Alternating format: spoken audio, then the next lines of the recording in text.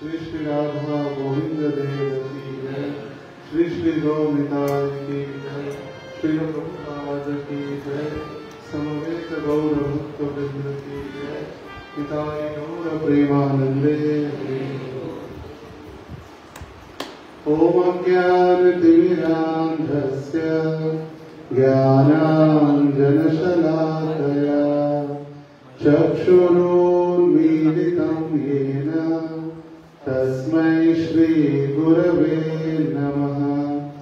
श्रीचैतन्यमनोभीष्टं स्थापितं येन भूतले स्वयं रूप कदा मह्यं ददाति स्वपदान्तिकम्।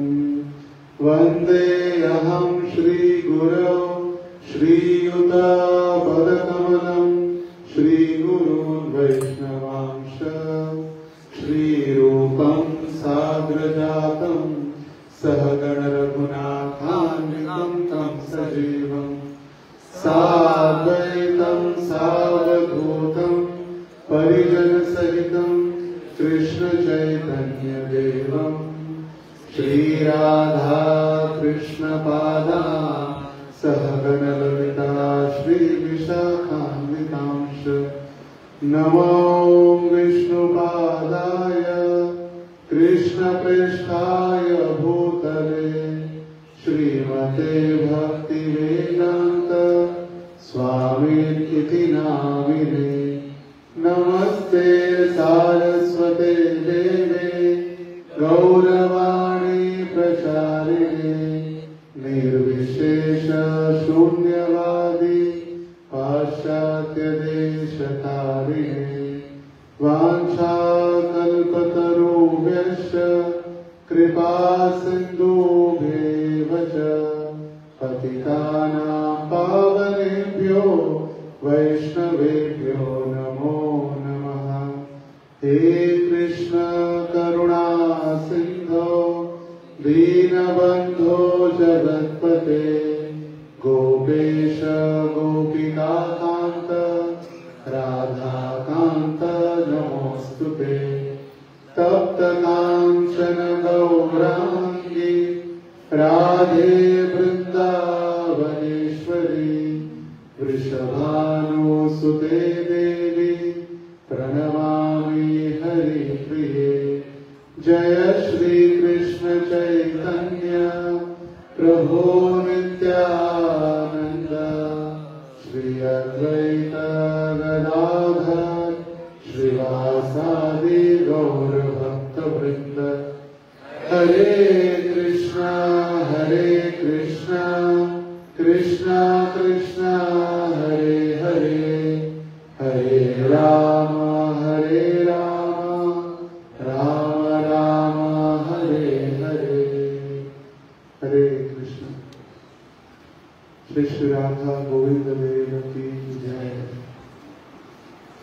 सर्व भक्तांचं स्वागत आहे आजच्या या अक्षय तृतीयाच्या शुभ मुहूर्तावरती आपण सर्वजण एकत्रित झालेलो आहोत।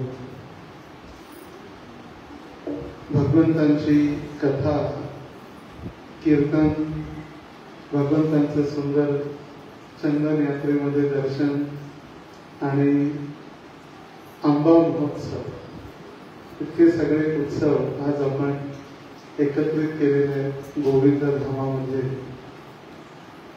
गोविंदजींच्या आश्रयामध्ये आपण आज अक्षय तृतीया साजरी करण्यासाठी एकत्रित झालेलो आहोत। तर अक्षय तृतीया जसं नावच आहे अक्षय तृतीया, आजच्या दिवशी जे काही कार्य केलं जातं ते कार्य किंवा त्या कार्याचं फळ कधीही क्षय होत नाही। क्षय म्हणजे नष्ट होणं। तसा क्षय रोग आहे, टीबी ज्याला म्हणतो क्षय रोग।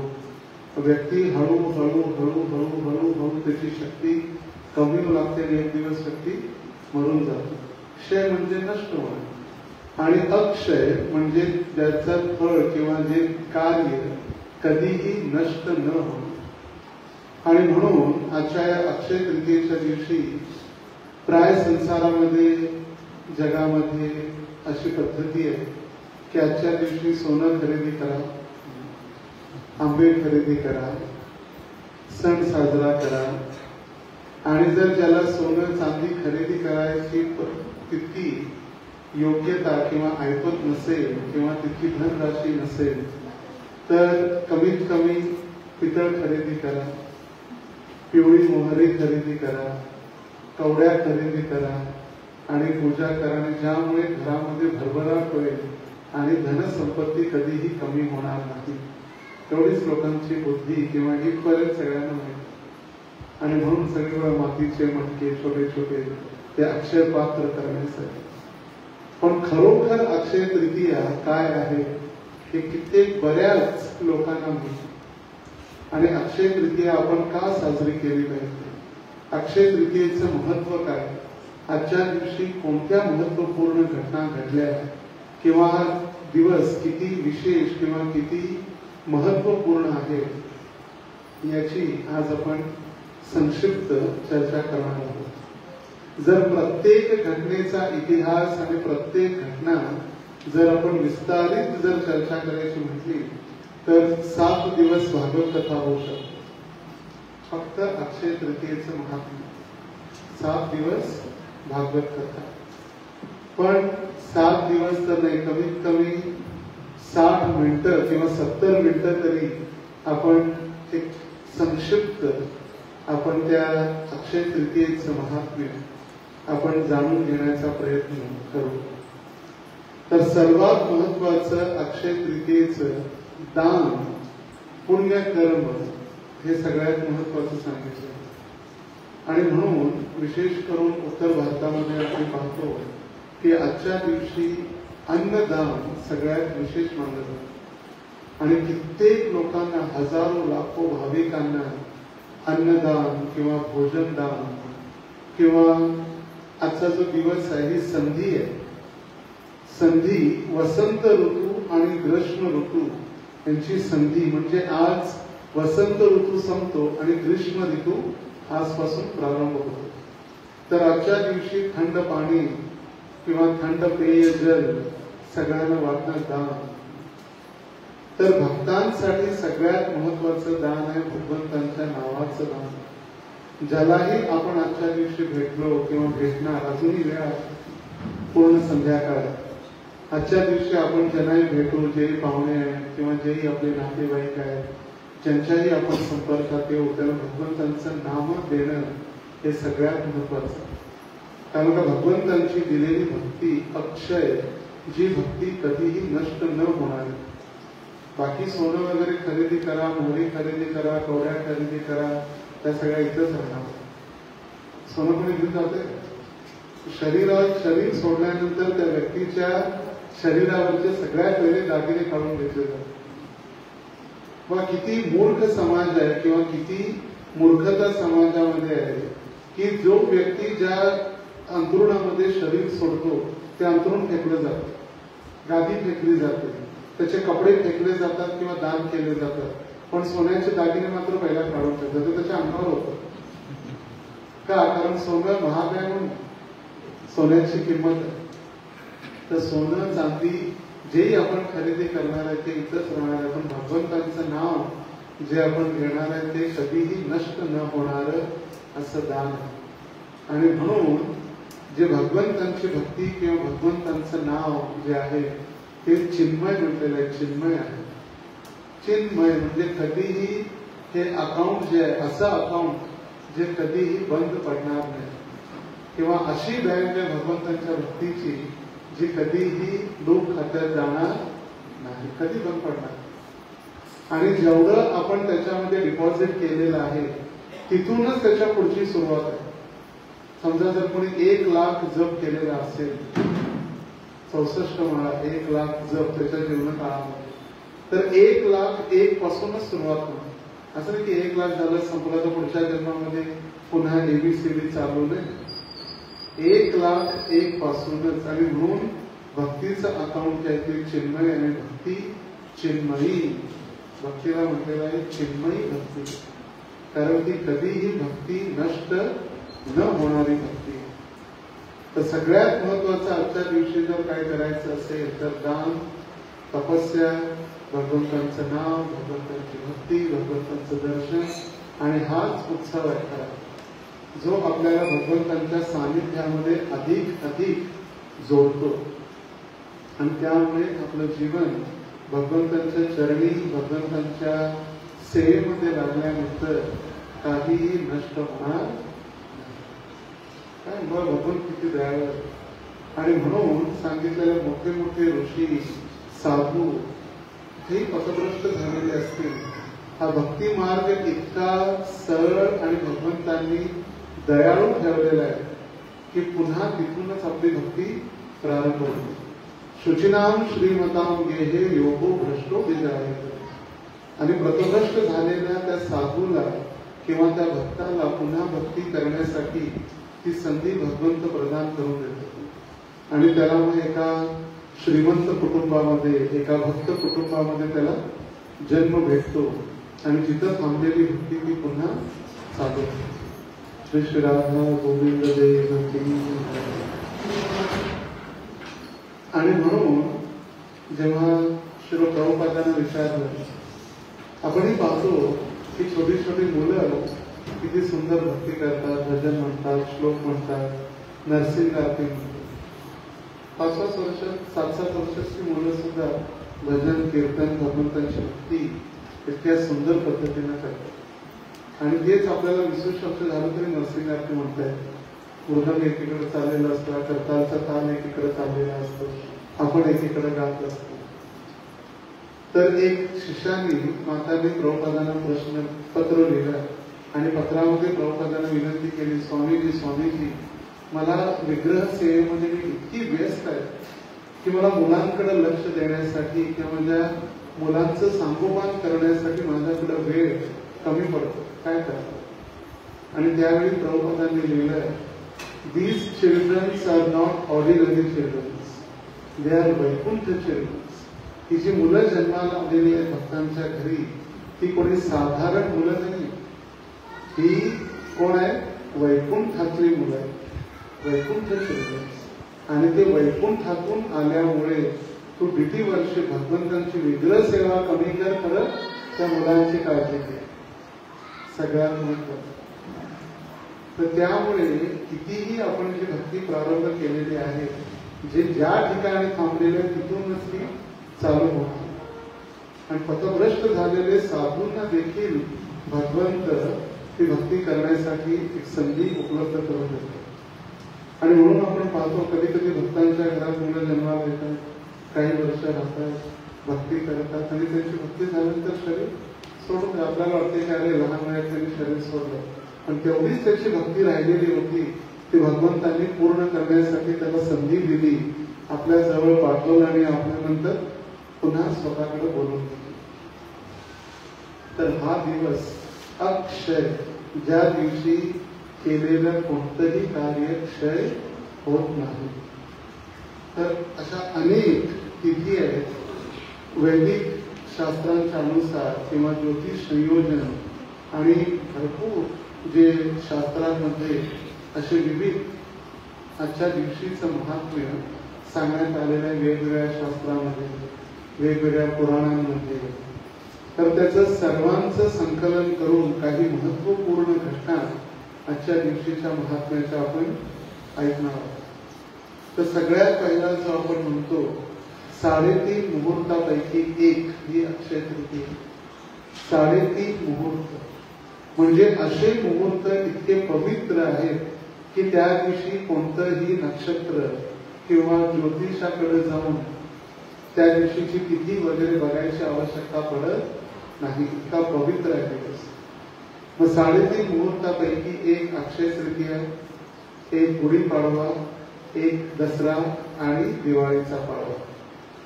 त्याच्यातली एक 3.5 मुहूर्तापैकी ही आजची तिथी जी अशी पवित्र आहे ज्याच्यामध्ये कोणतंही मांगलिक कार्य, मग घराची वास्तुशांती असो, कोणतंही असो, कोणतंही वैदिक किंवा मंगलिक कार्य करण्याची तिथी बघण्याची आवश्यकता नाही.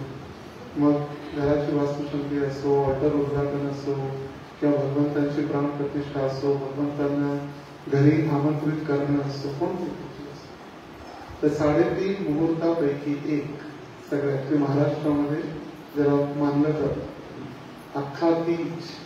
अख्खी तीज आजची जे उत्तर भारतात अख्खा तीज म्हणतो, अक्षय तृतीयाला अख्खा तीज. दुसरं आहे की जसं आम्ही चर्चा केली की या तिथीला जेही आपण कार्य करतो त्या कार्याचं फळ देखील अक्षय फल आपल्याला प्राप्त होतं, हजारोच्या पटीने. ते कधीही नष्ट होत नाही. जसं सांगितलं जातं की आपण आता बीडमध्ये जर भगवंतांचं एक नामोच्चारण केलं तर एकच आहे, पण तेच एक नामोच्चारण जर आपण वृंदावनमध्ये केलं तर 1000 पटीने त्याचं फळ प्राप्त होतं. का? आपण तेच नाम भगवंतांच्या धामामध्ये जाऊन उच्चारण केलं, आणि तेच नाम जर आजच्या दिवशी जर आपण कुठेही असून जर घेतलं तर ते कधीही त्याची फळं नष्ट होत नाही. अक्षय फल प्रदान करणारी आजची तिथी.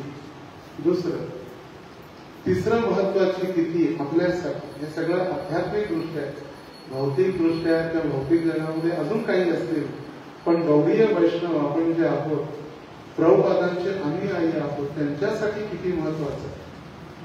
आजच्या दिवशी तिसरं कारण, श्रील प्रभुपादांनी लीग ऑफ डिवोटीजची स्थापना झाशीमध्ये केली. आजची तारीख होती 16 मे 1953 साली. त्यावेळी 1953 साली जे अक्षय तृतीया 16 मे ला होती. आणि लीग ऑफ डिवोटीज म्हणजे वैष्णव भक्त समाज. श्रील प्रभुपादांनी इस्कॉन संस्था स्थापन करण्याअगोदर भारतामध्ये वैष्णव धर्माचा प्रचार, भागवत धर्माचा प्रचार करण्याचा भरपूर प्रयत्न केला, पण प्रभुपादांना कुणीही मदत केली. सर्वजण सहारणा केली, म्हटलं स्वामीजी तुम्ही चांगलं कार्य करताय, चांगलं काम आहे, खरं मदत कुणी केली नाही पुढे. तर जसं म्हटलं जातं की हे जे इस्कॉन किंवा कृष्ण भावना आहे, कृष्ण कॉन्शियसनेस किंवा इस्कॉन इज कन्सिव्ड इन झाशी अँड डिलिव्हर्ड इन न्यूयॉर्क. म्हणजे इस्कॉनचं जे गर्भाधान जो झाला तो आजच्या दिवशी झाशीमध्ये झाला, आणि जन्म कुठे झाला? न्यूयॉर्कमध्ये 1965 साली. तर प्रभुपादांनी संस्था जी आपली प्रारंभ केली किंवा सुरुवात त्याची झाशीमध्ये झाली, आणि एक शिष्य झाले प्रभुपादांचे, प्रभाकर, आचार्य प्रभाकर एक शिष्य झाशीमध्ये प्रभुपादांचे झाले. त्यानंतर सुद्धा प्रभुपादांनी भरपूर प्रयत्न केले, पंडित जवाहरलाल नेहरू, महात्मा गांधी सगळ्यांना भेटून प्रचार वगैरे करण्यासाठी, पण सगळे म्हणजे चांगलं काम आहे, चांगलं आहे, तर कुणीही मदत केली नाही. ते पहिले राष्ट्रपती राजेंद्र प्रसाद शर्मा, राजेंद्र प्रसादनं प्रभुपादांनी एक पत्र दिलं, आय गॉट अ क्लू, मला एक युक्ती प्राप्त झालेली आहे की मी या भौतिक जगातील लोकांना, या भारतातील लोकांना मी कुठे घेऊन जाऊ शकतो? वैकुंठात घेऊन जाण्याची युक्ती मला प्राप्त झालेली आहे. आय गॉट अ क्लू, मला एक युक्ती प्राप्त झालेली आहे, मी सगळ्यांना मी वैकुंठात भगवंतांजवळ घेऊन जाण्याची युक्ती प्राप्त झाल्यामुळे कुणाला कळालंच नाही प्रभुपाद काय म्हणतात, कोणतं वैकुंठ किंवा कोणतं भगवत धाम. आता आपल्याला थोडं थोडं कळू लागले की काय वैकुंठ, मग गोलोक धाम, स्वर्ग म्हणजे काय, नरक म्हणजे काय, त्यावेळी कुणाला काहीच कळालं. तर आजच्या दिवशी श्री प्रभुपादांनी झाशीमध्ये लीग ऑफ डिवोटीज, वैष्णव धर्म किंवा वैष्णव समाजची स्थापना आजच्या दिवशी केली. चौथं, आजच्या दिवशीपासून भगवंतांची 21 दिवस चंदन यात्रा प्रारंभ होते. का? कारण आजचा दिवस जसा मी म्हटलं की संधी जी आहे, वसंत ऋतू संपून आजपासून ग्रीष्म ऋतू प्रारंभ होतो, आणि उद्यापासून बघा तर सूर्याचं तापमान किती वाढत होतं. सूर्य नारायण अगदी गरम तप्त जे वातावरण प्रारंभ होतं, आणि चंदन लेपन केल्यानंतर भगवंतांचा जो दिव्य विग्रह आहे तो फक्त भगवंतांचा विग्रह किंवा एक दगड नसून साक्षात भगवंत मूर्ती नाही तुम्ही साक्षात ब्रजेंद्र नंदन. तर चंदनाचा लेप केल्यानंतर भगवंतांना त्यांच्या दिव्य देहाला थंडाई किंवा थंड वातावरण उत्पन्न करण्यासाठी भगवंतांना चंदन 21 दिवस लावलं जातं. मग 21 दिवस लावल्यानंतर मग हळूहळू तापमान कमी होऊ लागतं किंवा अचानक जे पाऊस पडतात. कसले पाऊस आढळ येतो, जे अवेळी पाऊस येतात, अवकाळी पाऊस जे प्रारंभ झाल्यानंतर मग हळूहळू वातावरणामध्ये थोडं थंड वातावरण होतं. तर मंदिरामध्ये गौडीय संप्रदायात 21 दिवस, पण जगन्नाथपुरीमध्ये 42 दिवस चंदन यात्रा होती. 42 दिवस. तर त्या 42 दिवसापैकी 21 दिवस जगन्नाथांचे जे उत्सव विग्रह आहेत, मदन मोहन उत्सव विग्रह जगन्नाथांचे छोटेसे, त्यांचं नाव काय, मदन मोहन. मदन मोहनांना 21 दिवस चंदन आणि 21 दिवस नौका विहार होतो नरेंद्र सरोवरामध्ये. गरमीत काय, थंड पाणी आणि चंदन दोन्ही. 21 दिवस चंदन यात्रा मंदिरामध्ये आणि 21 दिवस दररोज भगवंतांना नरेंद्र सरोवरामध्ये घेऊन जाऊन भगवंतांची नौका विहार. आपण इथं 2 दिवस करणार, पण पुरीमध्ये किती दिवस, 21 दिवस. तर 21 दिवस चंदन यात्रा, 21 दिवस नौका विहार, असा 42 दिवसाचा उत्सव आजपासून प्रारंभ होतो. आता वैदिक पद्धतीमध्ये किंवा वैदिक सभ्यतेमध्ये आपल्याला इतके उत्सव आहेत, तसं 365 दिवस उत्सव करू शकतो. प्रभुपाद म्हणाले की I can give you 365 days festival. मी 365 दिवस तुम्हाला उत्सव देऊ शकतो, पण ते आपण करू शकणार नाही. मुख्य 30 आहेत वर्षातून, ते सुद्धा करता किती वेळा पैसे द्यायचे, किती वेळा मंदिरात यायचं, किती वेळा पावती फाडायची, किती सेवा करायची, किती वेळा 56 भोग बनवायचं. त्या सोलापूरच्या माताजी सांगत आहे, मंडळप्रभूजी जे 56 भोगचे इंचार्ज आहेत, त्या माताजी सांगत आहेत, प्रभूजी तुम्ही सांगता 56 भोग बनवून आणायला, पण माताजी लोक तक्रार करतात किती वेळा 56 भोग बनवायचं. गौर पौर्णिमा, रामनवमी, गुढीपाडवा, नरसिंह जयंती, किती वेळा 56 भोग बनवायचं. तर जे श्रीरंगम आहे, श्रीरंगम रंगनाथ भगवंत ज्या ठिकाणी आहेत, त्या ठिकाणी 322 दिवस उत्सव होतात. 322 दिवस दररोज. आणि 365 पैकी 322 दिवस उत्सव आणि 322 दिवस दररोज भगवंतांची शोभायात्रा. आपण पाहिलं असेल, जे मंदिर जे आहे ते मंदिर 7 द्वारांच्या आत आहे आणि 7 द्वारामध्ये प्रत्येक द्वारामध्ये एक एक गाव आहे, एक एक गाव बसल्याप्रमाणे.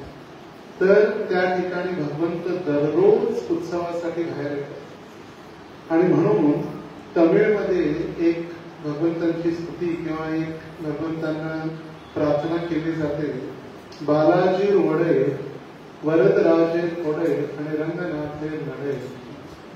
बालाजी वडेर म्हणजे बालाजींचा भगवंतांचा पोशाख, वरदराजे कोडे म्हणजे भगवंतांची छत्री.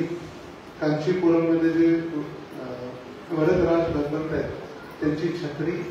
आणि रंगनाथ नडे, नडे म्हणजे चालणे. भगवंतांना कधी सापासारखं, कधी गोल, कधी पालखी आपण घेऊन जाताना आवडतो त्या पद्धतीने. तर 322 दिवसांचा उत्सव. तर त्यापैकी जगन्नाथपुरीमध्ये आजच्या दिवसापासून जो प्रारंभ होतो, 21 दिवस चंदन यात्रा, 21 दिवस नौका विहार. किती झाले? 4 झाले. 3.5 मुहूर्त, अक्षय फल प्रदान करणारी तिथी, लीग ऑफ डिवोटीची स्थापना आणि चंदन यात्रा जगन्नाथपुरीमध्ये 21 दिवस आणि नौका विहार 21 दिवस. 5 वर आजच्या दिवशी 2 जयंती आहेत, परशुराम जयंती आणि हयग्रीव जयंती. ज्यावेळी ब्रह्माजींकडून वेद चोरून घेतले त्यावेळी भगवान विष्णूंनी हयग्रीव म्हणजे घोड्याचं स्वरूप धारण करून ते वेद ब्रह्माजींना पुन्हा परत आणून दिले. आणि परशुराम जयंती जमदाग्नी ऋषी आणि रेणुका देवी याला मग सगळ्यांना माहिती. पण तीच रेणुका जमदाग्नींची पत्नी रेणुका आणि जमदाग्नी पासून अवतरित झाले भगवंतांचे अवतार परशुराम. परशुंनी सगळ्या क्षत्रियांचा त्यांनी वध केला. त्या परशुरामांची जयंती किती महत्वाचा दिवस आहे बघा. परशुराम जयंती आणि ग्रीक जयंती. आपल्यासाठी उपवास पण होता, पण सगळेजण पोळी आणि आंब्याचा रस खाऊन आले नाही. पण भगवत दयाळू आहे, तो उपवास केला नाही. तर ही 5वं तिथी किंवा 5वं कारण एक महत्वाचं अंग. 6वं महत्व, आजच्या दिवशीपासून जगन्नाथपुरीमध्ये जी रथयात्रा होते आषाढ महिन्यामध्ये, त्याचा रथ तयार करण्याची सुरुवात आजच्या दिवशी होते. आता याच्या अगोदर म्हणजे आजच्या अगोदर 2 महिने पहिले काय केलं जातं? त्यावेळी भगवंत त्या पंडा जो आहे पुजारी, पंडित वरून ते पंडा झालं. पंडित वरून पंडा, पंडित म्हणजे पुजारी. तसं आपण इथे म्हणतो पुजारी, हो बाबा, हो ब्राह्मण. तसं दक्षिण उत्तर भारतामध्ये पंडितजी म्हणतात. पंडित तिथं बाप्पा म्हणतात का, देव बाप्पा. आणि तिथं मग पंडितजी. मग पंडित वरून पंडा. तर ते पंडा, ते विशेष ते झाड आहे जे भगवंतांनी त्यांना दृष्टांत दिलेला आहे. ते झाड जाऊन त्या झाडाजवळ जाऊन झाडाची पूजा केली जाते आणि सोन्याच्या कुऱ्हाडीने ते झाड तोडलं जातं. सोनं आणि चांदीच्या कुऱ्हाड, साधी नाही. आणि त्याची पूजा करून ते झाड तोडून व्यवस्थित आणून जगन्नाथपुरीमध्ये आणलं जातं. आणि आजच्या दिवशी त्याची पूजा करून जगन्नाथांच्या रथाची सुरुवात आजच्या दिवशीपासून. आता प्रश्न असेल की एकदाच रथ बनवतात, दरवर्षी थोडा बनवतात? नाही, आपण जो लोखंडाचा रथ बनवतो तो एकदाच बनवतो. पण जगन्नाथपुरीमध्ये दरवर्षी नवीन रथ बनतो. आणि एक नाही, 3 रथ.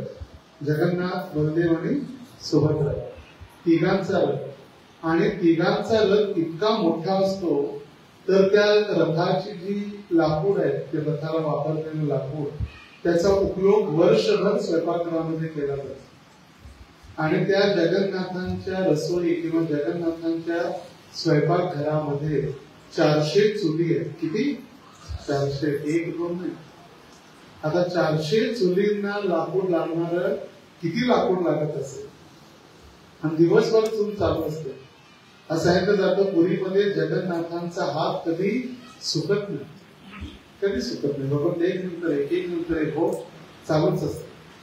आणि आपल्यासारखं नाही थोडस चमच्याने, मोठेच्या मोठे भांडे, मोठमोठे पात्र. तर त्या रथाची सुरुवात आजपासून होते. तर बलदेवजींच्या रथाचं नाव आहे तालध्वज आणि सुभद्राच्या रथाचं नाव आहे दर्पदलन आणि जगन्नाथांच्या रथाचं नाव आहे नंदी घोष. नाव सुद्धा दर्पदलन सुभद्रा देवी आणि जगन्नाथांचं नंदी घोष. तर रथाची नाव सुद्धा, त्या रथाची विशिष्ट अशी जी पद्धती आहे त्याच पद्धतीत बनवलं जातं. मग घोडे, नक्षीकाम, सगळ्या त्याच्यावरती कोपी. तरी मी प्रवचन ऐकत होतो. प्रवचनात श्रीमान गौरांग सांगत होते की इतकी गर्दी असते रथयात्रेला, इतकी गर्दी असते की 1-2 मिनिटं जर तुम्ही जगन्नाथांच्या किंवा रथाची दोरी ओढली तर तुम्ही सौभाग्यशाली. 1 मिनिट त्या रथापर्यंत जाईस पत्र. आणि त्या रथयात्रेमध्ये 2 मिनिटं रथाची दोरी ओढायसाठी चेंगराचेंगरीने किती आपण धक्काबुक्की झालेली असते. तर म्हटलं एक वेळी आम्ही रथाची दोरी ओढत होतो आणि आनंद झाला. म्हटले 5-6 मिनिटं रथाची दोरी ओढतोय, काही धक्काबुक्की नाही, काही नाही. आम्हाला वाटलं भगवान किती दयाळू आहे, भगवान किती दयाळू आहे. आणि नंतर कळालं की पंडांनी रथाची दोरी काढून टाकली, देऊन सोडून गेली. रथाची दोरी काढल्यामुळे कुणीच नव्हतं धक्काबुक्की करायला. आणि त्यामुळे ती आनंदाने रथाची दोरी ओढण्याची संधी प्राप्त होती. तर तो आजचा दिवस. 7वं कारण, आजपासून बद्रीनाथ भगवंतांचं दर्शन उघडतं आणि कार्तिक पौर्णिमेपर्यंत बद्रीनाथ भगवंत जे आहेत, बद्री विशाल, त्यांचं दर्शन आजपासून प्रारंभ होतं. 4 धाम, 4 धाम म्हणजे बद्रीनाथ. 4 धाम म्हणजे बद्रीनाथ, केदारनाथ, गंगोत्री, यमुनोत्री तर आहेच, पण 4 धाम जे आहेत भारताचे विशिष्ट धाम, त्याच्यामध्ये बद्रीनाथ, रामेश्वर, द्वारका आणि जगन्नाथपुरी. तर हे जे 4 धाम आहेत, सत्ययुगाचं धाम आहे बद्रिकाश्रम किंवा बद्रीनाथ, आणि भगवंत आहेत नरनारायण ऋषी, नरनारायण भगवंत सत्ययुगाचे. त्रेतायुगाचं धाम आहे रामेश्वर आणि भगवंत आहेत प्रभू रामचंद्र. द्वारका धाम आहे द्वापार युगाचं आणि भगवंत आहेत द्वारकाधीश. आणि कलियुगाचं धाम आहे जगन्नाथपुरी आणि भगवंत आहेत जगन्नाथ. किती दयाळू. आणि म्हणून प्रत्येकाच्या घरी जगन्नाथ. राधा कृष्णांपेक्षाही दयाळू या कलियुगाचे जर अवतार जर असतील तर ते आहेत जगन्नाथ, बलदेव, सुभद्रा. 8वं कारण, आजचा एक दिवस, फक्त एक दिवस, वृंदावनचे जे बांके बिहारी भगवंत आहेत त्यांचं चरण दर्शन. एकच दिवस. बांके बिहारी लाल की जय. तर बांके बिहारी त्यांच्या दर्शनासाठी लाखो भाविक भक्त दररोज गर्दी करतात. आणि असंही सांगितलेलं आहे की जर आजच्या दिवशी बांके बिहारीच्या चरणांचं जर दर्शन घेतलं तर 365 दिवस दर्शन घेतल्याचं फलप्राप्ती होते. तर मग किती गर्दी असते. दररोज लाखो लोक धक्काबुक्की करत असतात दर्शनासाठी. तर आजच्या दिवशी वर्षातून फक्त एक दिवस भगवंतांचं चरण दर्शन आणि मग 364 दिवस भगवंत दर्शन देतात, पण चरण दर्शन होत नाही. मग फक्त मुखारविंद आणि भगवंतांचे हात, बासरी सगळं दर्शन होतं, पण चरण दर्शन होत नाही. तर बांके बिहारी भगवंतांचं चरण दर्शनाचा आजचा दिवस. 9वं कारण, आजच्या दिवशी आपले सगळ्यात गरीब भक्त म्हणू शकतो, फक्त पैशाने नाही पण उदारतेने देखील, पैशाने जरी गरीब असले तरी उदारतेने भक्तीने श्रीमंत असलेले सुदामा आज द्वारकेला पोहोचले आणि द्वारकेमध्ये द्वारकाधीश आणि सुदामांची भेट आजच्या दिवशी. आणि आजच्याच दिवशी भगवंतांनी त्यांच्या चरणांचा अभिषेक करून ब्राह्मणाच्या चरण धुतलेलं पाणी आपल्या डोक्यावरती शिंपडलं. किती भगवंतांचं प्रेम आपल्या भक्तांवर आणि ब्राह्मणांवर. तर एक दिवस एक ब्राह्मण सुदामाच्या घरी आला, ज्यावेळी सुदामा भी प्रधरी नव्हते. आज सुदामापुरी पोरबंदर जे स्थान आहे द्वारकेपासून 150-200 किलोमीटरच्या अंतरावरती. तर आजच्या म्हणजे आज तर भगवंताला भेटते, तर मग काल किंवा परवा आहे तो 1.5-2 दिवसांच्या पूर्वी एक ब्राह्मण सुदामापुरीमध्ये सुदामाच्या घरी आले. आणि ब्राह्मण आल्यानंतर त्याने भिक्षा मागितली. आणि भिक्षा मागितल्यानंतर त्याने विचारले सुदामाचं घर आहे. तर सुदामाची पत्नी सुशीला अति आश्चर्यचकित झाली. म्हणजे भिकाऱ्याला किंवा इतक्या गरीब व्यक्तीला सुद्धा कोण आठवताना तुम्ही विचारतो. श्रीमंताला तर सगळे लोक विचारतात, नामदार आमदार त्याला सगळ्यांनीच विचारतात, पण गरीबाला, सुदामासारख्या गरीबाला कोणी विचारणार आहे आश्चर्यचकित. आणि म्हणजे भिक्षा देण्यासाठी म्हणजे आमच्यात काहीच नाही. अरे म्हणजे भिक्षा देण्यासाठी काही नाही.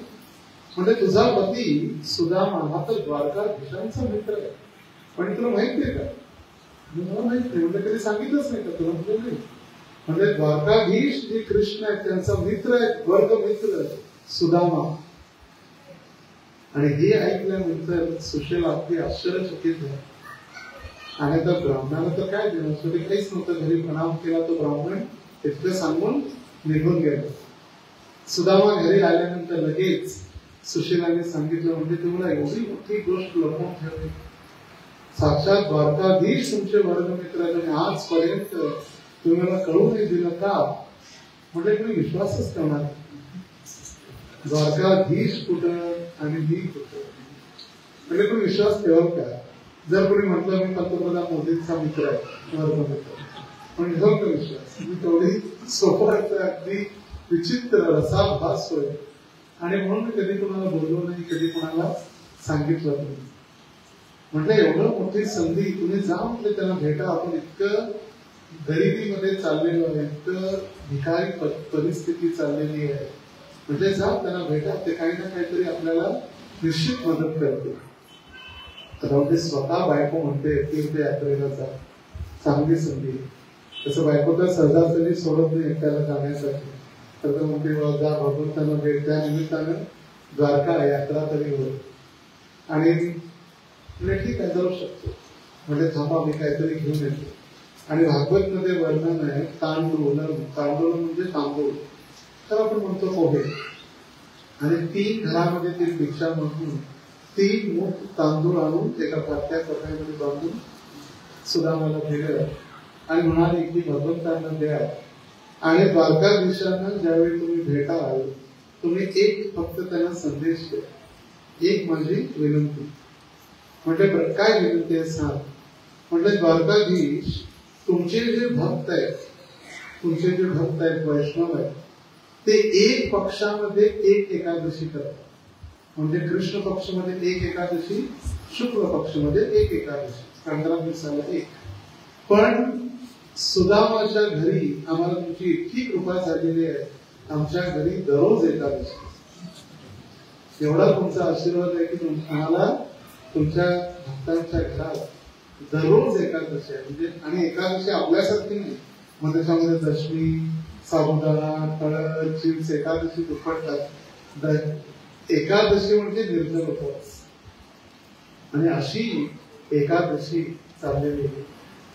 आणि एवढंच सांगा म्हणजे त्यांना कळून जाईल, वैष्णवांच्या घरात एक पक्ष में एक एकादशी, पण आमच्या घरात हरदीत एकादशी आहे. आमच्या घरी दररोज एकादशी. आणि मग ते निघाले चालत चालत चालत चालत दुपारपर्यंत पोहोचले. आणि दुपारी पोहोचल्यानंतर संध्याकाळची ज्यावेळी वेळ झाली त्यावेळी तिथं विश्राम केला. पहाटेच्या ब्रह्ममुहूर्ताच्या वेळी तरी विचारलं वाट सरून जाणारा, म्हणजे द्वारका कुठे आहे? म्हणजे द्वारका म्हणजे काय विचार करतो? हीच द्वारका म्हटलाय, तीच द्वारका. म्हणजे द्वारका म्हणजे समोर मोठमोठे गोपुरम राजवाड्या दिसत आहेत. म्हणजे माझे मित्र कृष्ण कुठं मित्र? म्हणजे कृष्ण म्हणजे कृष्ण साधारण तिथे. आणि असं आपण म्हणू शकत नाही राजाधिराज महाराज गो ब्राह्मण प्रतिपालक 1008 नारायण सेनांचे मालक द्वारकाधीश आहेत. म्हणजे कुठं भेटतील द्वारकाधीश? म्हणजे सगळ्यात मोठा जो महल आहे त्या महलामध्ये भेटतील. आणि आजच्या दिवशी त्या महलात ऐकल्यानंतर अरे द्वार पालो कन्हैया से द्वारे सुदामा गरीब आले. तर आजच्या दिवशी सुदामा द्वारकेला पोहोचले आणि भगवंतांना त्यावेळी भेटण्यासाठी द्वारावरती पोहोचले. द्वारपाल होते भगवंतांचे, द्वारकेचे द्वारपाल. आता तर त्यांना नवीन नाही, दररोज कोणी ना कोणी, कधी ब्राह्मण, कधी कोणी वैष्णव, कोणी संन्यासी, कोणी श्रीमंत, कोणी राजा. त्या सेवेपेक्षा त्यांची सेवा किती श्रेष्ठ आहे, ब्राह्मणांची सेवा. तर तो आजचा दिवस अक्षय तृतीया. एक दिवशी आता ही आजची जी भेट झाली ती 1 वर्ष झाली. आणि अक्षय तृतीयेच्या एका वर्षी आता भगवंतांनी 125 वर्ष लीला केली या पृथ्वीवरती श्रीकृष्णाने. तर 1 वर्ष आता हे सुदामाची भेट झाली. आणि 1 वर्षी अक्षय तृतीयेच्या वेळी लाक्षागृहामध्ये रक्षण केलं. आणि आता जर तुम्ही निघून गेले तर कोण आमचं रक्षण करणार? आणि यानंतर कुंती महाराजांच्या लगेच नंतरच्या श्लोकामध्ये कुंती महाराजांनी आठवण करून देऊन सांगितलं विपदहा संतोता शाश्वत तत्र तत्र जगद्गुरो भवतो दर्शनम यस्यात् अपुनर्भव दर्शनम. कुंती महाराज म्हणते भरपूर झाले भगवंता संकट अभ्यास करत, अच्छे दिन आने दो. त्या ठिकाणी प्रेम सरोवरामध्ये स्नान केलं आणि स्नान करते वेळी त्यांनी पाहिलं एक मोठा व्यक्ती त्या ठिकाणी अगदी कुरूप तवा असा कुरूप झालेला व्यक्ती त्या ठिकाणी उपस्थित होता आणि त्याला विचारलं म्हणजे तू कोण आणि काय तुझं कुरूपता म्हणजे काम करण्यासाठी आणि हे ऐकल्यानंतर वृंदावन म्हणजे मग काय गरज नाही आवश्यकता नाही इथंच वृंदावनात ठीक आणि मग पावन सरोवरात स्नान केल्यानंतर जे प्रयागराजला जायची इच्छा तरी नष्ट झाली.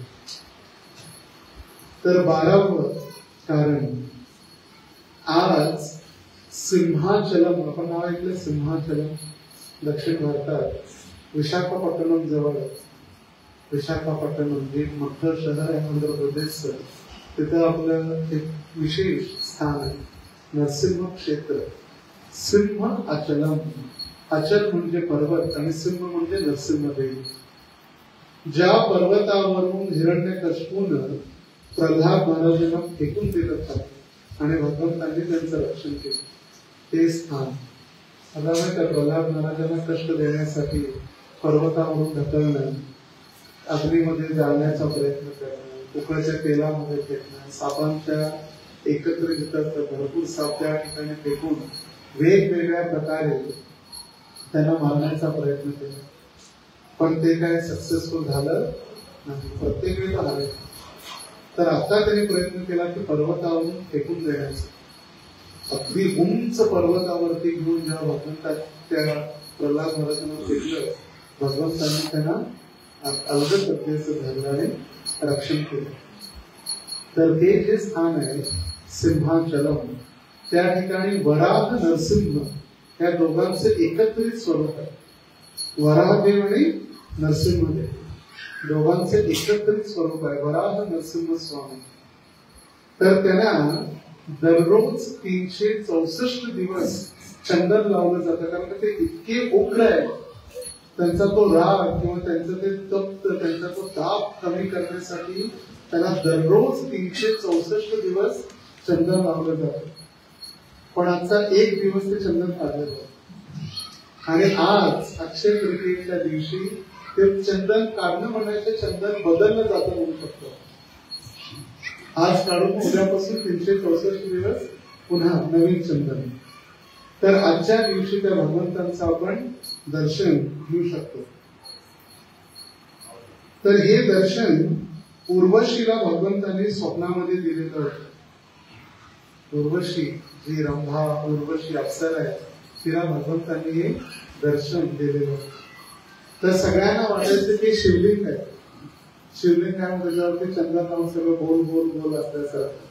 मग ज्यावेळी श्रीपाद रामानुजाचार्य दक्षिण भारत यात्रेमध्ये आले आणि त्यांनी सांगितले शिवलिंग नसून वराह नरसिंह स्वामींचं एकत्रित स्वरूप ज्यांचं दिव्य दर्शन किंवा विग्रहांचं दर्शन आज आपण एक दिवस करू शकतो. बाकी 364 दिवस मग चंदन लेपन केलेलं आहे. तर तो आजचा दिवस आजची महानता आपल्या गौरी भक्तांचं. नंतर 13वं कारण आजच्या दिवशी सूर्यदेवानं द्रौपदीला अक्षय पात्र प्रदान केलं. आजच्या दिवशी अक्षय पात्र ज्या पात्रामध्ये अनलिमिटेड कुकिंग व्हायचं किंवा भोजन द्रौपदी तयार करून द्यायची.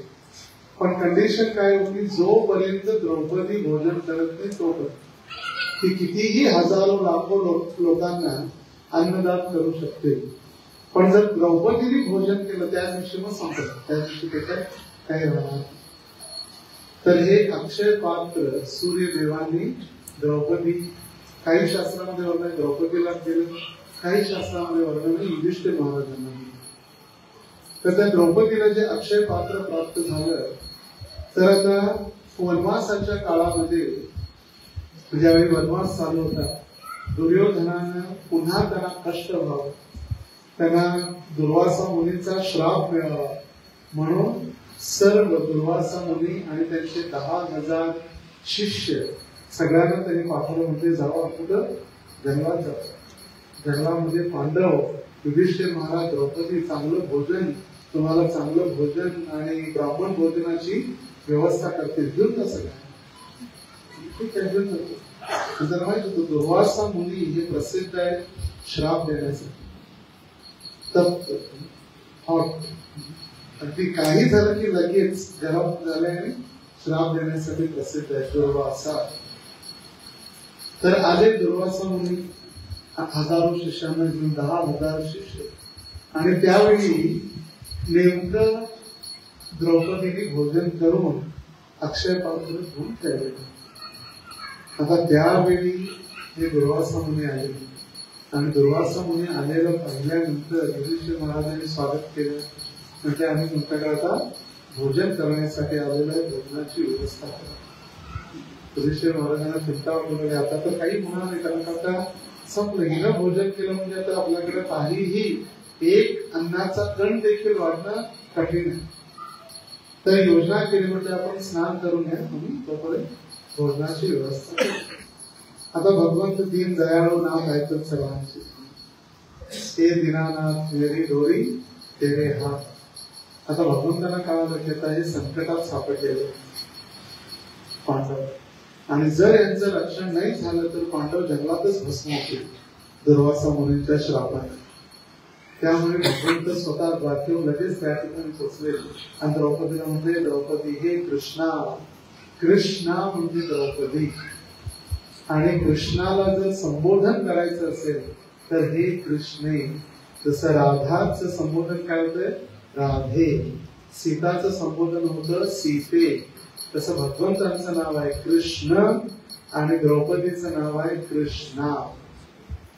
कृष्ण म्हणत नाही आपण, म्हणून हरे कृष्ण कृष्ण कृष्ण हरे हरे, हरे राम राम राम हरे हरे. कृष्ण म्हणतो, कृष्णा नाही. लिहिताना आपण कृष्ण.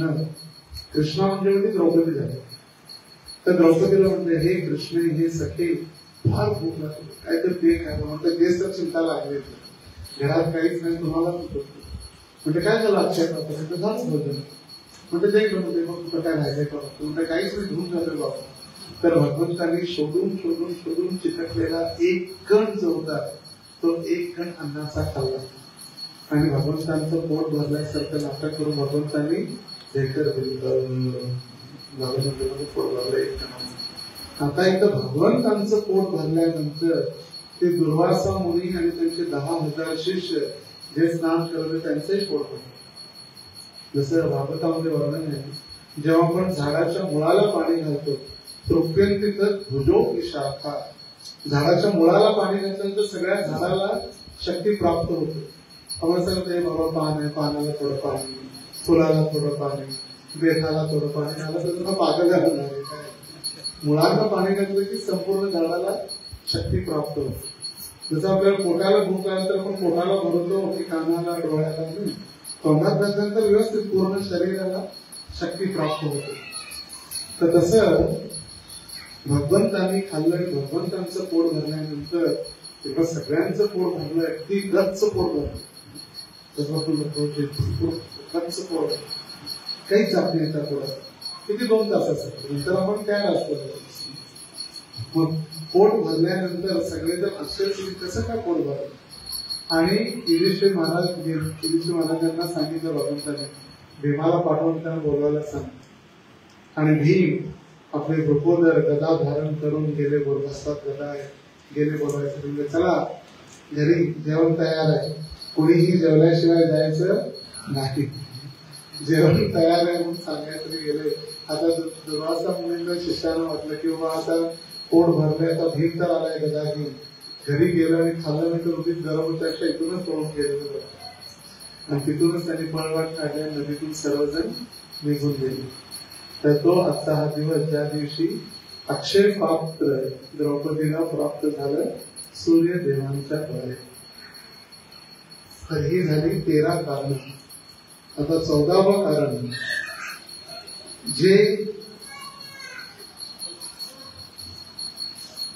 पांडवांना जे शस्त्र प्राप्त झाले, वेगवेगळे पशुपतास्त्र आणि वेगवेगळ्या देवी देवतांनी, इंद्रांनी, शिवजींनी सगळे जे अस्त्र दिलेले होते ते अस्त्र त्यांनी लपून ठेवलेले होते सगळे. तर आजच्या दिवशी त्यांना त्या सर्व अस्त्र आणि शस्त्रांची शक्ती प्राप्त झाली आणि ते शक्ती संपन्न झाले युद्ध करण्यासाठी. तर तोही आजचा दिवस आहे ज्या दिवशी सर्व पांडवांना कौरवांना हरवण्याची शक्ती आजच्या दिवशी प्राप्त झाली. 15वं कारण, कुबेराला आज धनाची प्राप्ती झाली आणि कुबेरांची आज अपॉइंटमेंट झाली किंवा कुबेर पदाधिकारी झाले. सर्व देवी देवतांचे कोषाध्यक्ष ट्रेजरर म्हणून किंवा कॅशियर म्हणून त्यांची अपॉइंटमेंट आजच्या दिवशी झाली. कोषागार कुबेर. आणि म्हणून आज दान लक्ष्मी जे आपण म्हणतो ते याच कारणासाठी, कारण कुबेर आजच्या दिवशी त्यांना कुबेराचं पद किंवा सेवा करण्याची संधी प्राप्त झाली. तर कुबेरांचं एक मंदिर जे आहे तंजावूर मध्ये, तंजावूर हे शहर आहे तमिळनाडू मध्ये आणि त्या गावाला कुबेरांनी शिवपुरम या ठिकाणी जाऊन शिवजी आणि लक्ष्मी देवींची प्रार्थना केली आणि त्यावेळी त्यांना धनाची आणि संपत्ती प्राप्त झाली आणि म्हणून या शिवपुरमचं नाव झालं कुबेरपुरी. पहिला ते शिवपुरम होतं आणि तिथं त्यांनी शिवजी आणि लक्ष्मीची प्रार्थना केली आणि नाव झालं कुबेरपुरी. तंजावूर जिल्हा, तंजावूर शहर आणि तमिळनाडू राज्य. नंबर 16, आजच्या दिवशी गंगा या पृथ्वीवरती प्रकट झाली. गंगा माता.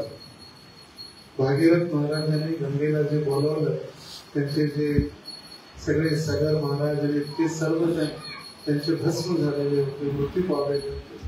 गंगेचं अवतरण पृथ्वीवरती. जी गंगा स्वर्गामध्ये अलकनंदा म्हणून प्रसिद्ध आहे, तीच अलकनंदा भगवंतांचं चरण स्पर्श झाल्यानंतर त्रिविक्रम वामन देवांच्या अंगठ्याचा स्पर्श झाला, तीच विरजा या पृथ्वीवरती प्रकट झाली गंगा.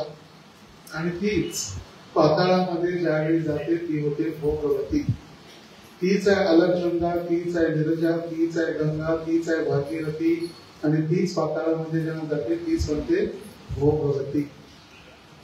तर आजच्या दिवशी गंगा नदी पृथ्वीवरती प्रकट झाली.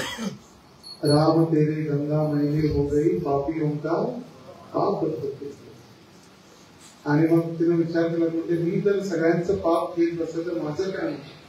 तर त्यावेळी भगवंतांनी तिला वरदान दिलं, म्हणजे काही चिंता करू नको, पापी येतील पण पुण्यवान साधू आणि संत देखील येतील, भक्त देखील येतील.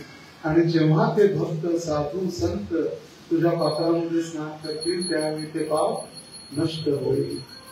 आणि म्हणून गंगा यमुना सरस्वती देखील साधूंच्या आश्रमामध्ये झाडू मारायसाठी जाते.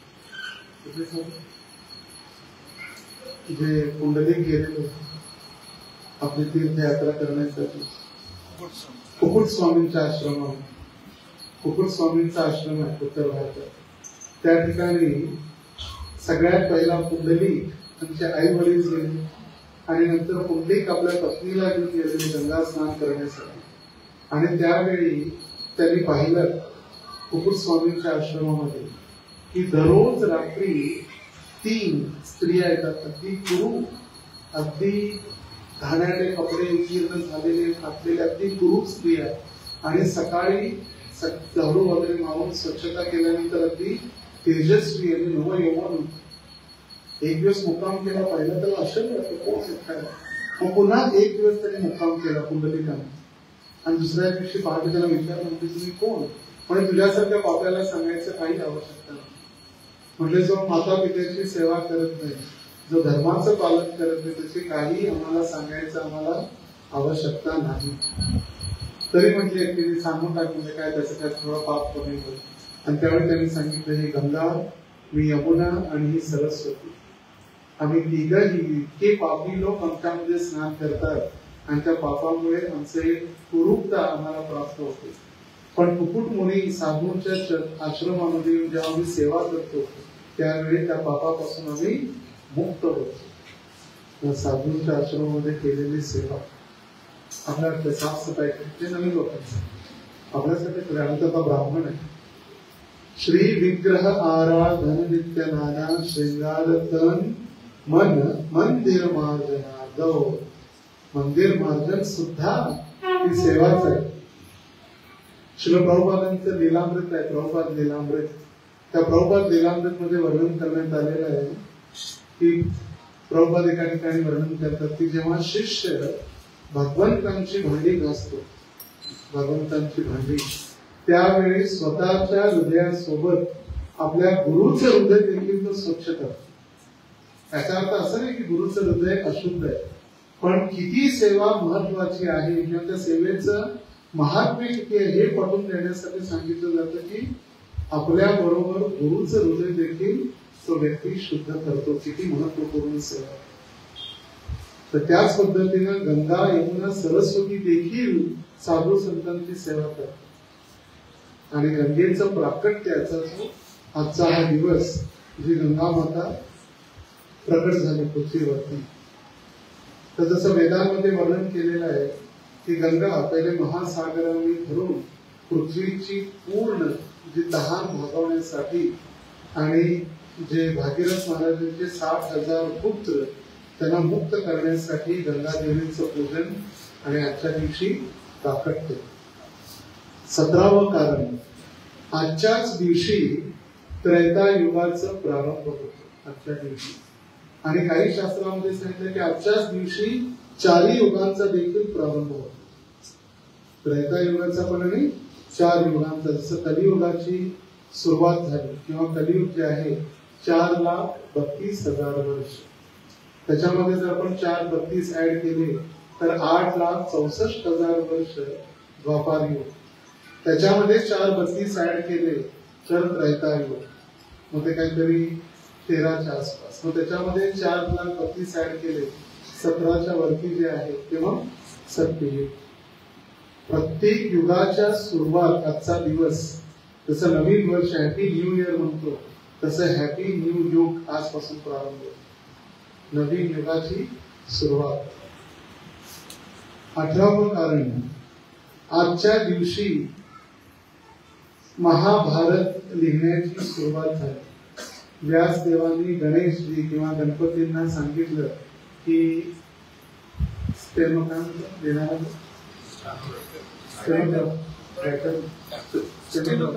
स्टेनोग्राफर, ब्रह्मांडातले पहिले स्टेनोग्राफर गणेशजी झाले. आणि गणेशजींना व्यासदेवांनी आदेश दिला, जसं जसं मी सांगत जाईल तसं तसं तुम्ही लिहित जा. मग गणेशजींनी सांगितलं थांबायचं नाही.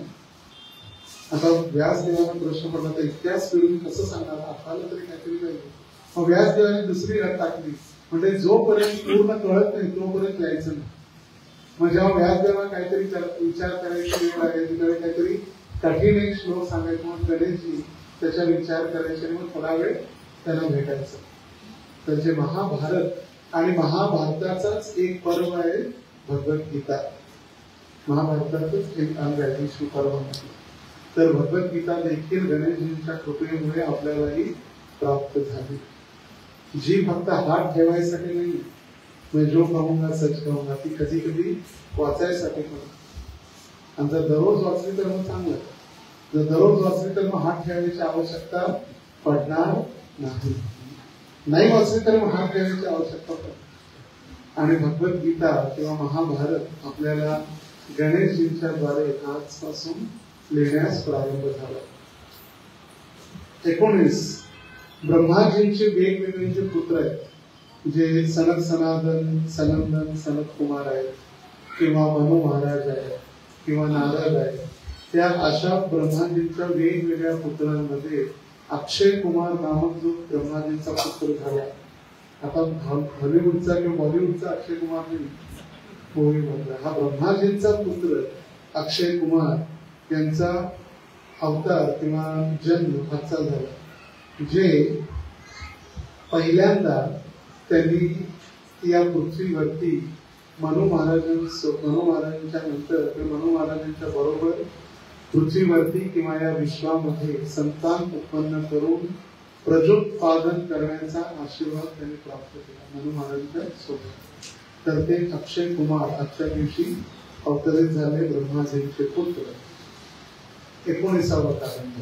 आता 20वं महात्म्य आजच्या दिवशीचं. आज अन्नपूर्णा देवीचं प्राकट्य झालं. अक्षय पात्र आणि अन्नपूर्णा देवी. अन्नपूर्णा देवी पाहिजे असेल आपण, लक्ष्मीचे आशीर्वाद देते, सरस्वतीच्या हातामध्ये वीणा आहे आणि अन्नपूर्णा देवीच्या हातामध्ये काय चमचा आहे. ते सर्विंगचा जो चमचा असतो, पात्र, पळी जी असते वाढायची, ते पात्र आहे अन्नपूर्णा देवी. जी अन्नपूर्णा देवी जे भोजन आहे किंवा अन्न त्याची अधिष्ठाता आहे. आणि सांगितलं त्याची आराधना केल्यानंतर कधीही अन्न कमी पडत नाही. आणि म्हणून तिला तांदळामध्ये ठेवलं जातं, तांदळाची वाटी, आणि त्याच्यामध्ये अन्नपूर्णा देवी. पण जे भगवंतांचे भक्त आहे जगन्नाथांचे, त्यांना काही चिंता नाही. जगन्नाथ का भाव जगत पसारे हा. तर अन्नपूर्णा देवीचं देखील प्राकट्य आज झालं. आणि ज्या वामनदेव प्रकट झाले विजयाद्वादशीच्या दिवशी, वामनदेव त्या दिवशी पहिली भिक्षा देणारी अन्नपूर्णा देवीच होती. त्यांना पहिली भिक्षा देणं. प्रत्येक जण वेगवेगळे गिफ्ट देत होते.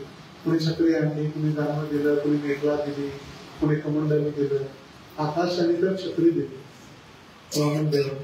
आणि पहिली भिक्षा दिली अन्नपूर्णा देवी. तर अन्नपूर्णा देवीचं प्राकट्य आहे. आणि वाराणसी मध्ये सर्वात मुख्य अन्नपूर्णा देवीचं मंदिर आहे. आणि त्याच दिवशी त्या ठिकाणी वाराणसी किंवा बनारस मध्ये सगळ्यात मोठी उत्सवाचा दिवस जो अन्नपूर्णा मंदिरात होतो. आजचा दिवस आहे 21वं कारण. आजच्या दिवशी आदि शंकराचार्य, जे पहिले शंकराचार्य, त्यांनी कनकधारा स्तोत्र रचना आज केली. कनकधारा, त्याच्यामध्ये ते लक्ष्मी आणि नारायणाची स्तुती करतात. कनक म्हणजे सोनं, कनकधारा सोनं देणारी म्हणजे कोण आहे? लक्ष्मी. तर त्या लक्ष्मी आणि नारायणाची स्तुती करण्यासाठी त्यांनी स्तोत्र लिहिले. आता शंकराचार्य तर आहेत कोण? मायावादी, पण तेही भगवंतांचे महान भक्त. भज गोविंदम भज गोविंदम भज गोविंदम मूढ मते. हे मूर्ख माणसा गोविंदाचं भजन कर. साक्षात गोविंद प्रकट झालेले आहेत, भजन करा. कोणाचं? गोविंदांचं भजन करा. तर त्याच शंकराचार्यांनी जगन्नाथाष्टकम सुद्धा लिहिलं. ज्यावेळी ते जगन्नाथपुरीला पोहोचले, कदाचित कालिंदी तट विपिन संगीत तरव मुदा गिरिनारी वदन कमला स्वाद मधुप रमा शंभु ब्रह्मा मलपती गणेशार्चित पदो जगन्नाथ स्वामी नयन पथगामी भवत मे. कुठे गेलेले ते? जगन्नाथपुरी. तर जगन्नाथांची स्तुती केली. पंढरपूरला पांडुरंगाची स्तुती केली. महायोग पीठे तटे भीमरत्यां वरम पुंडरीकाय धातुं मुनिद्रे समागत्य तिष्ठन्तमानन्दकन्दं परब्रह्मलिंगं भजे पांडुरंगं. त्या परब्रह्मलिंगम, परब्रह्म भगवंत आहेत पांडुरंग, त्यांचं भजन करा. परब्रह्मलिंगम भजे पांडुरंग म्हणजे भजन करू. कोण म्हणते? मायावादी. ते साक्षात शिवजीच आहे, पण भगवंतांची सेवा करण्यासाठी हा अवतार त्यांनी घेतलेला आहे. तर त्यांनी कनकधारा स्तोत्र, त्याचा पहिला श्लोक असा आहे: अंगम हरे पुलक भूषण माश्रयंती भृंग गानेव मुकुलाभरणं समानम अंगीकृत किल विमुता पांडलीला मांगल्यदास्तु मम मंगल देवताया. त्याचा अर्थ असा आहे, जो माता लक्ष्मीला संबोधित करतो. जी माता लक्ष्मी भगवान विष्णू त्यांच्या शरीरावर रोमांचक प्रमाणे राहते. लक्ष्मीचं स्थान कुठे आहे? वक्षस्थलावरती. आणि मधुमक्खी म्हणजे मधमाशी प्रमाणे भगवंतांच्या सदैव इर्द गिर्द असते, त्यांची सेवा करण्यासाठी. आणि अशी माता लक्ष्मी माझ्यावरती कृपा करो. फुलाला सोडून मधमाशी जाते का? जी साधी माशी असते ती गटारामध्ये इकडे तिकडे जाते, पण मधमाशी फुल सोडून कुठेही जात नाही. तशीच माता लक्ष्मी भगवंतांना सोडून कधीही दूर जात नाही. म्हणून माता लक्ष्मीचं एक नाव आहे काय? चंचला. आणि भगवंतांचं नाव काय? चंचलापती, चंचलेचे पती. आपण जर चंचलाच्या मागे गेलो, पैसा पैसा पैसा, ती राहणार नाही. पण चंचलेच्या पतीला जर आपण पकडलं तर ती चंचला पण मग त्यांच्या सोबत राहते, कारण का ती पतिव्रता नारी असल्यामुळे. नंबर 22, आजच्याच दिवशी दुर्गा देवीनं महिषासुराचा वध केला. महिषासुर मर्दिनी आरतीमध्ये पण आहे, म्हणजे दुर्गा पण आहे. महिषासुर मर्दिनी, महिषासुर नामक असुराचा वध आजच्या दिवशी दुर्गा देवीनं केला. महिषासुर हा एक असुर असून अनंत शक्तिशाली, त्याने एका म्हशीचं रूप धारण केलेलं होतं. महिषाचं रूप धारण करून त्यांनी अनेक संसारामध्ये प्रत्येक ठिकाणी त्राही त्राही केलेली होती. आणि त्या महिषासुर असुरासोबत दुर्गा देवीचं 10 दिवस युद्ध झालं. आणि आजच्या दिवशी अक्षय तृतीया किंवा अख्खा तीज ज्या दिवशी आहे त्या दिवशी त्याचा उद्धार दुर्गा देवीनं केला. तर हा आजचा दिवस. नंबर 23, भगवान जनार्दन ने आजच्या दिवशी आपण यज्ञामध्ये जे जव अर्पण करतो, जवचा जो दान आहे तो सगळ्यात पवित्र यज्ञात आहुती देण्यासाठी वापरलं जातं.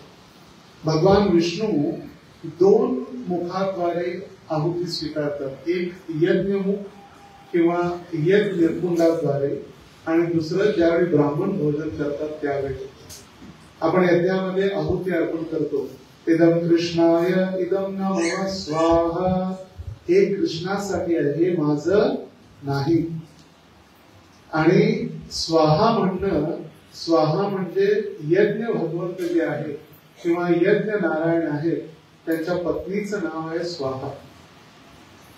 स्वाहा कोणाचं नाव आहे? नारायणाच्या पत्नीचं. आणि विशेष करून यज्ञ नारायण, यज्ञ भगवंत जे आहे त्यांच्या पत्नीचं नाव स्वाहा. श्रील प्रभुपादांनी अल्फ्रेड फोर्ड यांना नाव दिलं अमरीश दास, आणि त्यांच्या पत्नीचं नाव दिलं स्वाहा देवी दासी. नारायणासारखे अगदी जे राजाप्रमाणे त्यांची संपत्ती आहे, अमरीश महाराज, जे पूर्णपणे भागवतामध्ये वर्णन आहे की त्यांनी आपल्या सर्व इंद्रियांना भगवंतांच्या सेवेमध्ये लावलं. सगळे इंद्रिय, वाणी, मन, सगळं. वैकुंठ गुणानुवर्णने, वाचांचे वैकुंठ गुणानुवर्णने, आपली वाणी, आपलं मन सगळं भगवंतांच्या सेवेत लावलं ते अमरीश. आणि त्यांची पत्नी, नारायणाची पत्नी कोण? स्वाहा. आपण स्वाहा म्हणून अर्पण करतो. जे बंगालच्या कलकत्त्याच्या राजासारख्या व्यक्तीची राजघराण्याची कन्या होती, बॅनर्जी होते, बॅनर्जीच आहे. आणि त्यांना प्रभुपादांनी नाव दिलं स्वाहा देवी दासी, भगवंतांच्या. आणि म्हणून दोघं सगळी धनराशी एकत्र करून मायापूरच्या टीवरती मंदिरासाठी स्वाहा भगवंतांच्या नाव सार्थक केले. तर त्या जे यज्ञासाठी लागणारं जे जव आहे ते जव आज तयार झालं भगवान जनार्दनाद्वारे. 24वी महानता जे कुंभकोणम आहे, कुंभकोणम तमिळनाडूमध्ये, त्या ठिकाणी 12 वैष्णव मंदिरापैकी एक मुख्य मंदिर जे आहे त्या ठिकाणी आज गरुड वाहन सेवा केली जाते. गरुडांची, जे भगवंतांचं गरुड वाहन आहे, ते सगळ्यात महत्वाची जी यात्रा कुंभकोणम मध्ये होते. आणि कुंभकोणम हे प्रसिद्ध आहे भगवंतांचे विग्रह बनण्यासाठी. मार्बलचे विग्रह बनतात जयपूरला आणि मेटलचे विग्रह बनतात कुंभकोणमला. आपण मायापूरचे पंचतत्व बघितले, मोठे मोठे सगळे विशाल, ते देखील कुंभकोणम मध्येच बनले. कुंभकोणम स्थान, तर त्या ठिकाणी गरुड वाहन सेवा. आणि आजच्या दिवशी 25वे कारण आहे की खीर चोर गोपीनाथांची लीला माधवेंद्र पुरी सोबत जी झाली ती आजच्या दिवशी झाली. आणि 26वे जे कारण आहे ते भगवान ऋषभदेव, जे भगवान विष्णूंच्या 22 अवतारापैकी एक आहेत ऋषभदेव, आणि त्यांचे पुत्र झाले भरत, राजा भरत. ऋषभदेवानेच आपल्या 100 मुलांना आदेश दिला, तपो दिव्यम पुत्र कायेन सत्वम. हे मुलांमध्ये शरीर फक्त कुत्र्यांसारखं आणि मांजरांसारखं खाऊन पिऊन जगण्यासाठी, इंद्रिय तृप्ती करण्यासाठी नाही, तर हे शरीर तपस्या करून भगवंतांची प्राप्ती करण्यासाठी. आणि त्यांच्यातला एक मुलगा झाला भरत महाराज, जे तपस्या करण्यासाठी गेले गंडकीच्या काठी आणि हरी हरी करता करता हिरण करू. आणि दुसरा जन्म झाला हरणाचा, तिसरा जन्म झाला जयभरतचा. त्यांचे वडील ऋषभदेव, त्यांनी 1 वर्ष उपवास केलेला होता, तपस्या, आणि आज त्यांनी त्या उपवासाची पूर्णता केली ऋषभदेवाने. तर ही 26 कारणं ही आपल्या गौरीय किंवा भक्तांसाठी. तर सगळ्यात महत्वाचं त्याचं जे आपलं खीरचोर गोपीनाथांची लीला, माधवेंद्रपुरींची अगदी प्रसिद्ध लीला, चैतन्य चरितामृत मध्य लीला अध्याय 14 मध्ये आहे माधवेंद्रपुरींची प्रेम भक्ती. माधवेंद्रपुरी जे चैतन्य महाप्रभूंचे गुरु आहेत, ईश्वरपुरी त्यांचे गुरु महाराज माधवेंद्रपुरी, ज्यांनी ह्या गौडीय संप्रदायामध्ये अर्चा विग्रहांची सेवा जी आपण करतो ती चालून किंवा त्याचे प्रेरणा स्तोत्र किंवा संस्थापक आचार्य माधवेंद्रपुरी. त्यांनी जे गिरधर गोपाल आहेत, गोपालजी, त्यांची प्राण प्रतिष्ठा गोवर्धन पर्वतावर केली आणि 1 महिना उत्सव केला. 1 महिना उत्सव गोविंदपूर मधून जलाशयामधून पाणी भरून त्यांचा अभिषेक, पंचामृत अभिषेक, 56 भोग, अन्नकूट जो आपण करतो तो माधवेंद्रपुरींनीच प्रारंभ केला, गावच्या लोकांना एकत्रित घेऊन. आणि मग भगवंतांना गरमीच्या दिवसात दाह होऊ लागला शरीराचा, आणि भगवंतांनी सांगितलं गोपालजींनी म्हटले, जा मलय सेव चंदन, जगन्नाथपुरी जवळ मलय पर्वतामध्ये चंदन जे भेटतं ते चंदन माझ्यासाठी आणून चंदनचं लेपन कर. आणि ते चंदन आणण्यासाठी वृंदावनातून गोवर्धन मधून माधवेंद्रपुरी ओडिसा प्रांतात आले पुरीला जाण्यासाठी. आणि पुरीला जाण्या अगोदर ते आले रेमुणामध्ये, ज्या ठिकाणी गोपीनाथांचं मंदिर आहे. रेमुणा ते कैल गोपीनाथ दर्शन, तार रूप देखिया हैल विवल है मन. गोपीनाथांचं दर्शन त्यांनी दक्षिण भारतामध्ये रेमुणामध्ये केलं. आणि दर्शन केल्यानंतर अगदी ते विभल अष्टसात्विक विकार आनंदित झाले. नृत्य गीत करी जग मोहने बसिला, क्या क्या भोग लागे ब्राह्मणे पूछिला.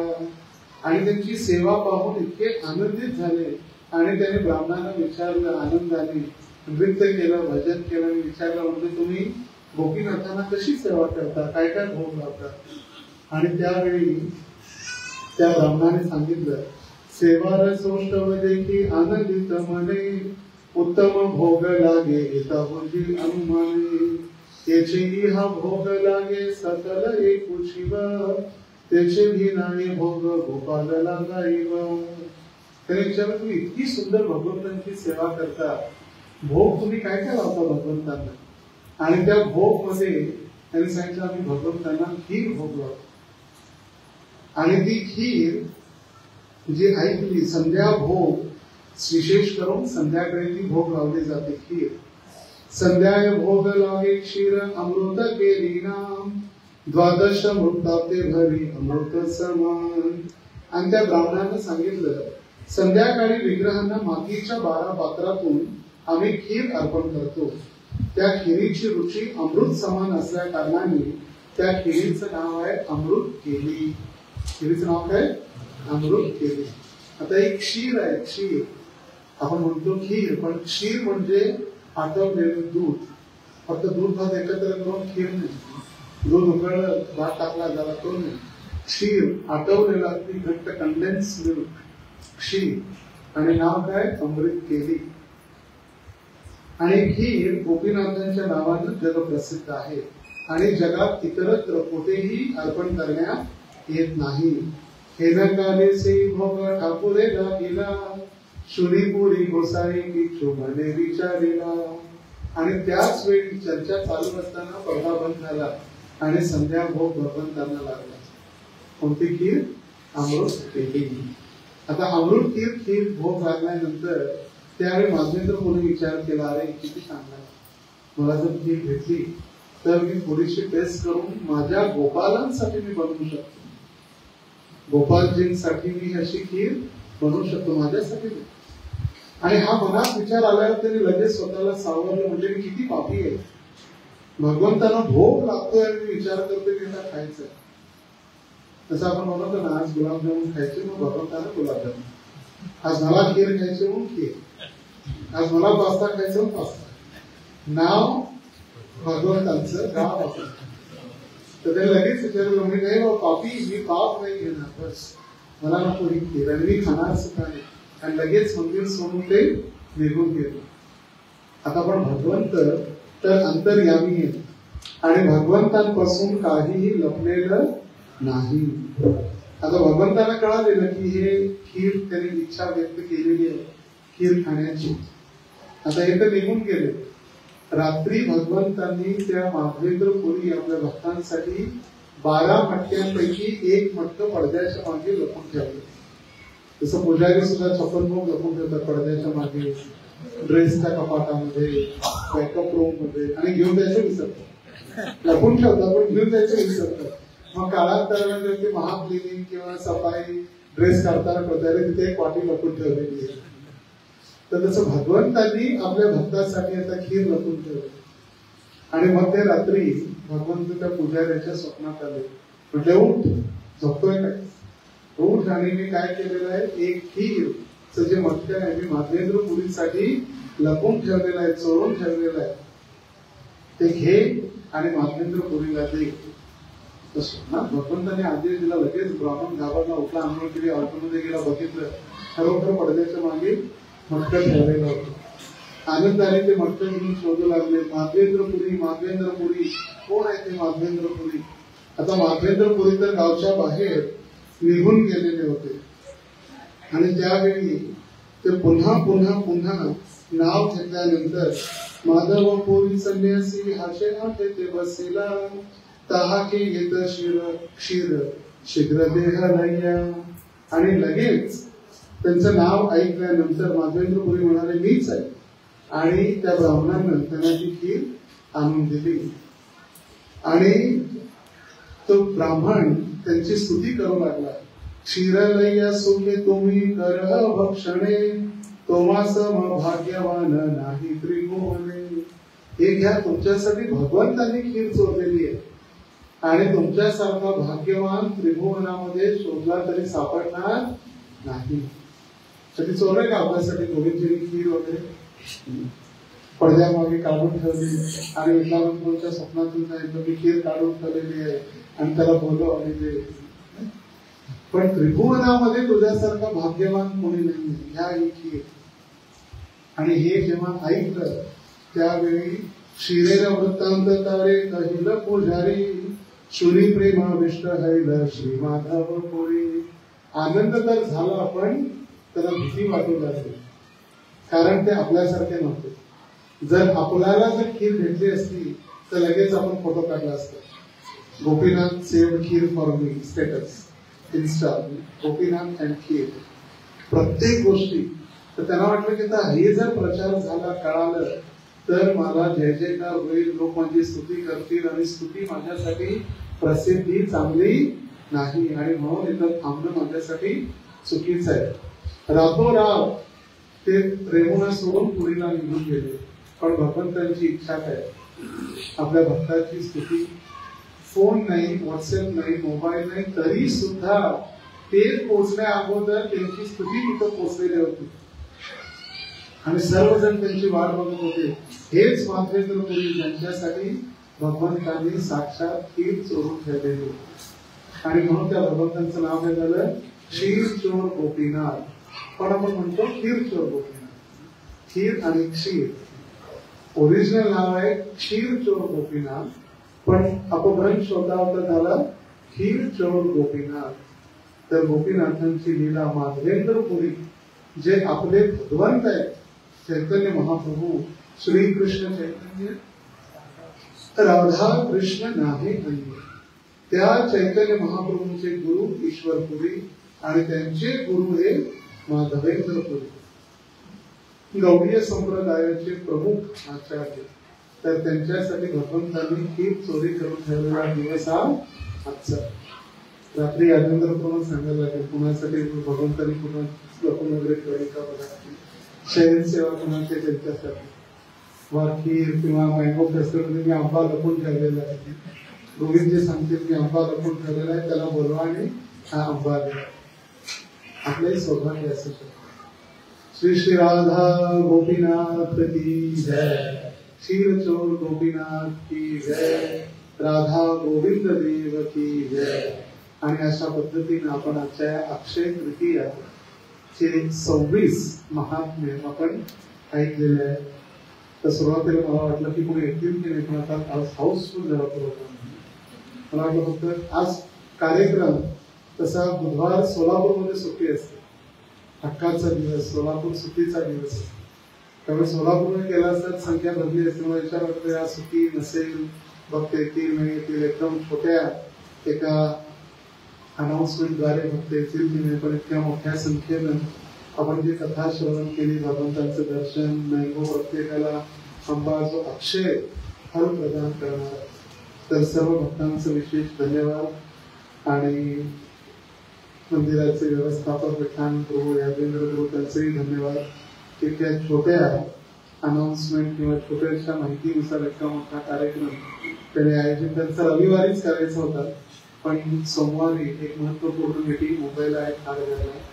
सर्व महाराष्ट्र, छत्तीसगड, गोवा, गुजरात चे मंदिरांचे अध्यक्ष त्या ठिकाणी एकत्रित येणार आहेत. प्रभूजी पण नाही, त्यांना जायचं अगोदर तिथून लवकर मी पण जाणार आहे. त्यामुळे अक्षय तृतीया गोविंदाच्या चरणी आज सेवा करण्याची संधी प्राप्त झाली. तर सर्व भक्तांचे धन्यवाद. हरे कृष्ण कृष्ण हरे हरे, हरे राम राम